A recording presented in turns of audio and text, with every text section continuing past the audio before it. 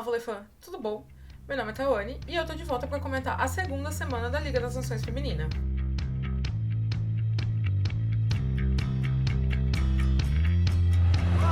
Olha só, isso aí já tá no histórico dela, né?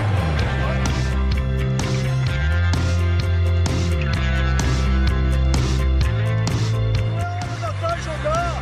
Não, não tá nenhuma jogada, tá rodando porra nenhuma. Eu vou botar quem então? Não, tá ótimo, não.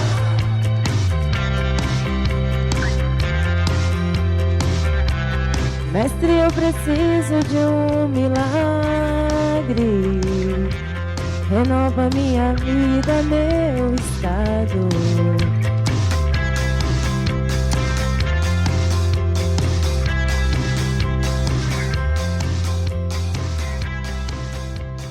Chegamos à segunda semana da principal competição de seleções que antecede a Olimpíada de Tóquio e tivemos algumas mudanças na tabela de classificação. Os Estados Unidos assumiu a liderança e manteve o seu 100% de aproveitamento ganho de todos os adversários nessa segunda semana.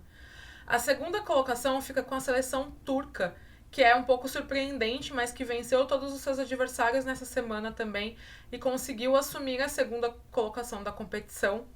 A terceira colocação fica com a seleção brasileira, que perdeu um jogo ainda na primeira semana para os Estados Unidos. Essa semana a gente não perdeu nenhum jogo. Em quarto colocado, o Japão, que até então era líder da competição, caiu para a quarta colocação após perder de 3-0 para o Brasil. Em quinto lugar, temos a Holanda, que também é surpreendente, mas nem tanto, porque é uma das seleções mais fortes em elenco que temos na VNL desse ano. Um ponto a se destacar e se chamar a atenção é a queda do nível técnico que essa segunda semana apresentou. Na primeira semana, os jogos pareciam ser mais emocionantes, pareciam ser mais iguais, mais parelhos, enquanto nessa semana, os jogos que tinham um favorito muito claro foi confirmado de forma rápida. Por exemplo, o Brasil contra o Japão foi um 3-0 muito rápido. Então, a queda de nível técnico na segunda semana, mesmo com algumas seleções trazendo formações diferentes e algumas jogadoras mais conhecidas do grande público, como, por exemplo, nos Estados Unidos, a Robinson passou a jogar, a Misha Hancock passou a jogar. Mesmo assim, os jogos não apresentaram um grande nível técnico. Alguns jogos a gente consegue destacar, como, por exemplo, o Brasil e Japão, que foi a melhor apresentação brasileira na Liga das Nações até aqui.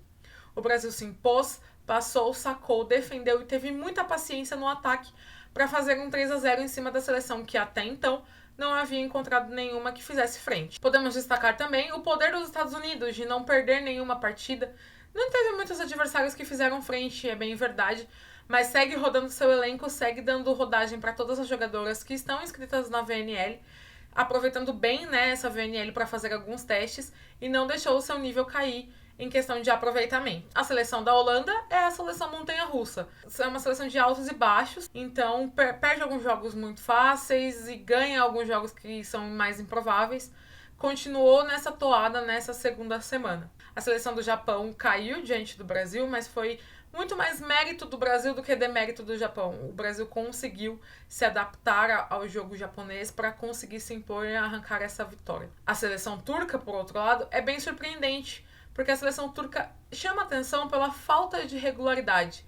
E até aqui, este momento, a seleção turca tem sido regular, tanto que conseguiu chegar a segundo lugar na tabela de classificação. Destaque na seleção turca novamente para Ebrar Karakurt. No chão, eu vou pousar no chão.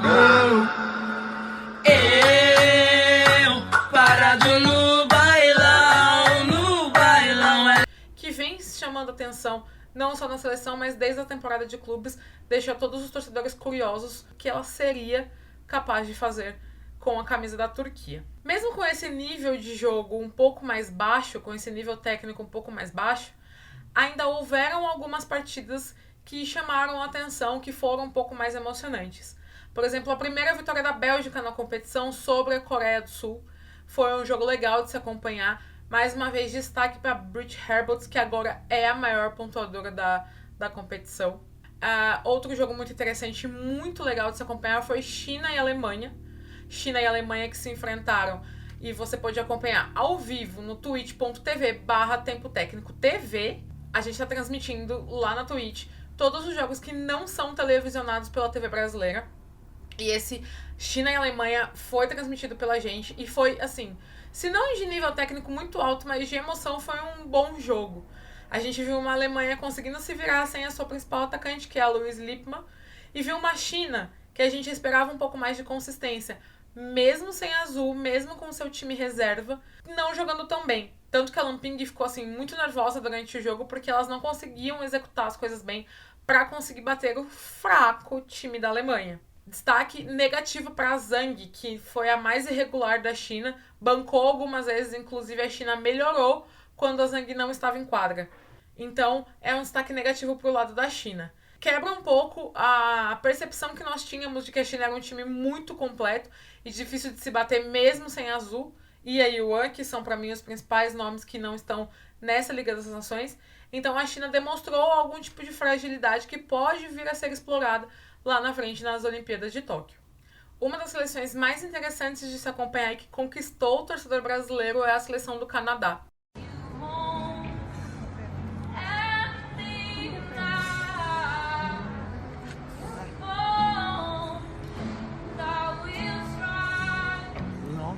A seleção do Canadá iniciou a semana perdendo para a Turquia de 3-2, mas assim, um jogão, onde a seleção canadense teve sim a chance de bater as turcas, mas a experiência faltou ali na hora de fechar. E mesmo as turcas sendo uma seleção jovem, elas são mais rodadas, são mais experientes. E aí elas conseguiram fechar frente ao Canadá. No segundo jogo, foi contra a China. A China, que acabamos de falar sobre a dificuldade de bater na Alemanha, também teve a mesma dificuldade contra o Canadá. E perdeu o jogo para o Canadá. Foi a primeira vitória da seleção da Shannon Winner na VNL. E foi muito legal de ver a comemoração e a felicidade delas de conseguirem essa primeira vitória. Na sequência, o Canadá conseguiu se impor e colocar um sonoro 3-0 contra a Alemanha. A Alemanha que já tinha batido na China também. Então, isso só aumentou a alegria das canadenses em conseguir 2 vitórias na semana. O Canadá, que é uma seleção extremamente interessante, com nomes muito interessantes, como comentamos na semana passada, como, por exemplo, a Brie King e a Van Rick, mas que ainda é muito jovem e pouco experimentada no cenário internacional. Então, para elas conseguirem essas 2 vitórias em cima de seleções tradicionais e já mais experientes, foi muito legal de acompanhar. O Canadá é, sem dúvida, a seleção sensação da Liga das Nações até aqui. Outra seleção que é uma das queridinhas do público brasileiro é a seleção belga, muito pela Britt Herbots, que a maioria conhece, de jogar no Novara. E a seleção belga fez uma boa semana. Os melhores jogos de se acompanhar foram os jogos da seleção belga. Elas levaram todos os jogos para o tie-break. E o que acontecia com elas é que às vezes elas não conseguiam fechar os jogos. E dessa vez elas conseguiram fechar os jogos e confirmar as vitórias, ganhando de República Dominicana, Polônia e Coreia. Todos os jogos foram de 3-2 e o jogo contra a República Dominicana foi um dos mais interessantes de se assistir. Foi muito legal o jogo contra a República Dominicana, porque de um lado a gente tinha a Herbots jogando tudo, do outro lado a gente tinha a Dela Cruz e a Priscila Rivera jogando muito bem. Então, foi um dos jogos mais legais da semana também. Bom, os destaques individuais da semana são mais ou menos os mesmos destaques da semana passada. Eu vou continuar destacando a atuação da Britt Herbots, porque ela chegou ao posto de maior pontuadora da competição, passando a polonesa Madalena Stysiak. E a Britt Herbots, ela é aquilo, ela carrega a seleção dela nas costas. Ela tem pouca ajuda, quando tem alguma ajuda. E conseguiu arrancar essas 3 vitórias de 3 seleções que são mais conjunto do que a Bélgica.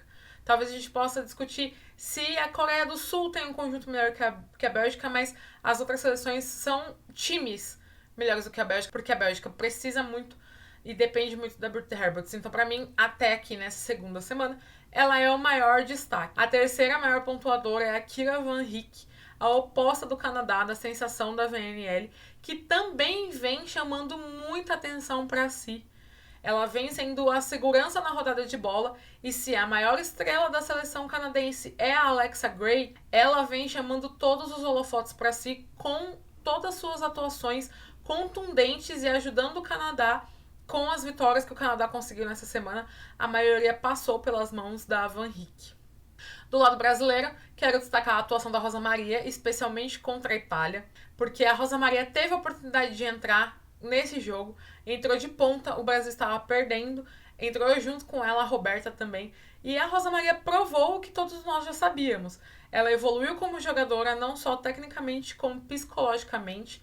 Acho que hoje é difícil tirar a Rosa Maria de um jogo, como a gente já viu ela sair em outras oportunidades, por pressão de torcida e etc. Ela foi uma jogadora centrada, assertiva, extremamente técnica, tomou poucos tocos, então ela mostrou a evolução dela como jogadora e provavelmente com esse jogo carimbou o passaporte para Tóquio. E teve boatos que eu ainda estava na pior. Se você tá na pior, porra, o que quer dizer tá bem, né? Uma vez que o Brasil ainda tem uma vaga aberta de ponteira e ainda tem uma vaga aberta de oposta, ela pode jogar nas duas funções. Como disse, ela jogou de ponteira nesse jogo contra a Itália e foi muito bem. Ela foi o principal destaque da seleção, assim como a Roberta também entrou muito bem. Foi bom ter você, é paixão. Mas eu consigo destacar mais ainda a Rosa Maria. Por conta de tudo que ela fez, da sua técnica, a hora de largar, ela sabia a hora de dar um tapinha no bloqueio, a hora de vir rachando no meio do bloqueio. Então ela mostrou toda a sua evolução técnica que ela adquiriu nesses 2 anos de Itália na seleção. E isso é uma ótima notícia para o Zé Roberto, porque ele vai poder contar com mais uma grande jogadora para a seleção em Tóquio. Bom, agora o assunto é muito sério, uma coisa muito chata que ocorreu na bolha de Rimini na Itália nessa semana. No confronto entre Tailândia e Sérvia, a líbero Sanja Đurđević, número 31, comemorando um ponto da sua seleção junto com uma companheira, fez um gesto racista contra as tailandesas. O gesto que ela fez foi aquele gesto de puxar o olho. Esse gesto é considerado racista porque ele ataca pessoalmente uma característica física muito marcante da população asiática. E aí um torcedor tailandês estava assistindo o jogo e rapidamente ele se atentou a isso e postou no Twitter e viralizou, chegou até na Federação Internacional, chegou na Federação Sérvia e tudo mais. A Sanja se desculpou com a seleção tailandesa, que fez um vídeo dizendo que a desculpava.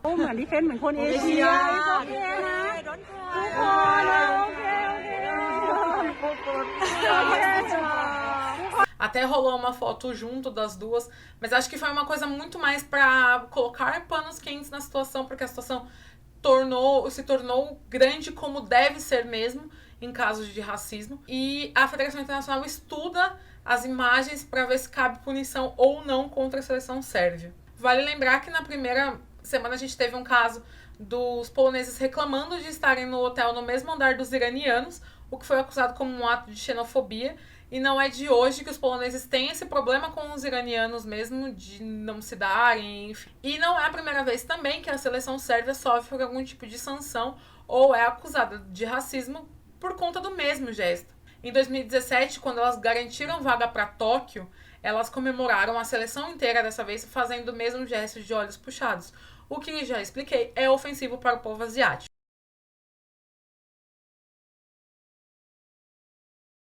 Eu acredito que a seleção sérvia deveria tomar uma punição, ou pelo menos a atleta deveria tomar uma punição vinda da Federação Internacional, pelo simples motivo de que não cabe no esporte nenhum tipo de racismo ou xenofobia. E então ela deveria servir de exemplo. Como a seleção sérvia já é reincidente no mesmo ato, deveria ser punida de forma exemplar para poder servir de exemplo para as outras pessoas. Falando um pouquinho da terceira semana do Brasil, a seleção brasileira vai pegar a China, a Bélgica e a Sérvia, não necessariamente nessa ordem. Não é dessa vez que vai pegar a Alemanha. Se você assistiu o primeiro vídeo, você vai entender. E é uma semana um pouco mais forte, pelo que foi divulgado na imprensa. Nessa semana azul, É você, Satanás.